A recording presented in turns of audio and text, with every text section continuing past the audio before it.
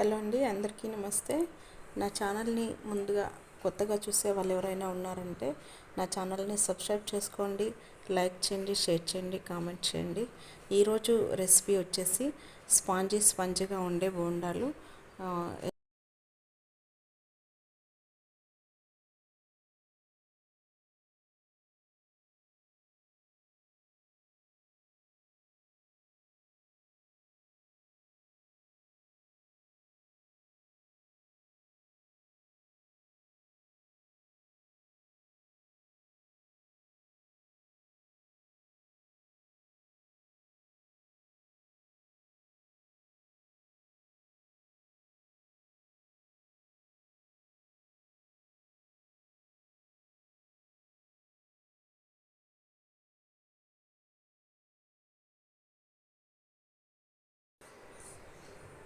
ఇది నైటే మనం ప్రిపేర్ చేసి పెట్టుకోవాలండి.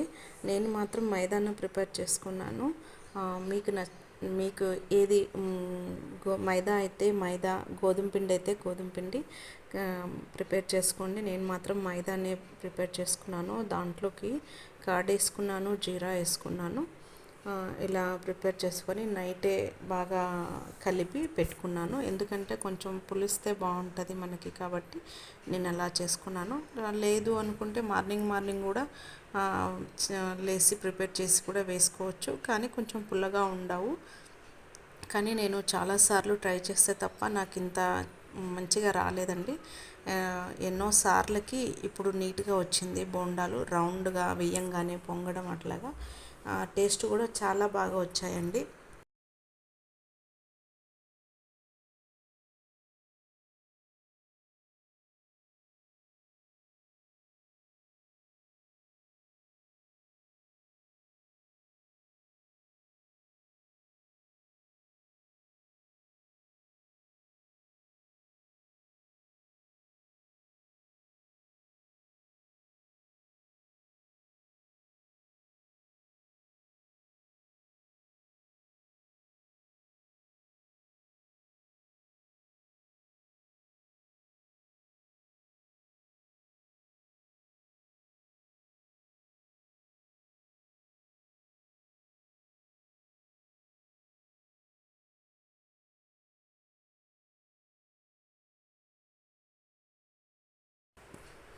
ఎప్పుడు రొటీన్గా దోశలు, ఇడ్లీనే కాకుండా మనకి కొంచెం సండే టైం ఉంటుంది కాబట్టి మనం కొంచెం వెరైటీస్ చేసుకుంటేనే బాగుంటుంది.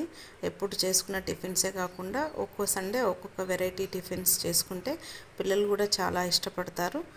కొంచెం వెరైటీగా కూడా ఉంటుంది కాబట్టి బోర్ కొట్టకుండా మళ్ళీ నెక్స్ట్ మండేకి ఇడ్లీ కానీ దోశ కానీ మళ్ళీ ప్రిపేర్ చేసుకోవచ్చు. ఎందుకంటే అవి వర్కింగ్ డేస్ కాబట్టి మనం అనుకున్నట్టుగా వెరైటీస్ అయితే చేసుకోలేము. చేసుకునే వాళ్ళు చేసుకుంటారు కొంతమంది, కాబట్టి ఇబ్బంది లేకోకుండా మనమైతే సండేస్ ప్రిపేర్ చేసుకోవచ్చండి.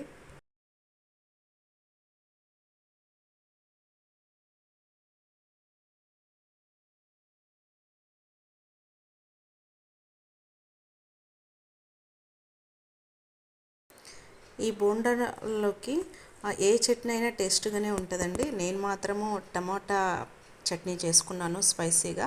దీంట్లోకి కొత్తిమీర చట్నీ అయినా బాగుంటుంది, కరివేపాకు చట్నీ అయినా బాగుంటుంది, పుదీనా అయినా బాగుంటుంది, పల్లి అయినా కూడా బాగుంటుంది.